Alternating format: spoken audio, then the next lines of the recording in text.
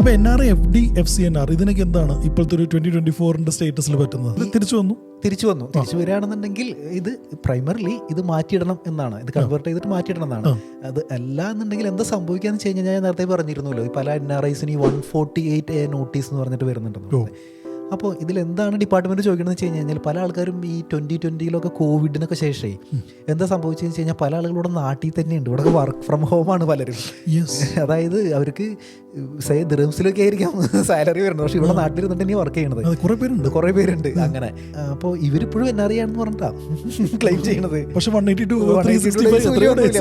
ദിവസം ഇന്ത്യയിൽ തന്നെയാണ്. അപ്പോൾ അപ്പോഴൊക്കെയാണ് ഈ NRI FDകളൊക്കെ പുറത്തേക്ക് വരുന്നത് പതുക്കെ. അപ്പോൾ എന്താ സംഭവിക്കണമെന്ന് വെച്ച് കഴിഞ്ഞാൽ, ഇപ്പോൾ 2021, 2022 പല ആളുകൾ ഇവിടെ തന്നെയാണ്, അതായത് RKYC എത്തിയിട്ടില്ല, എത്താൻ പോണേ ഉള്ളൂ.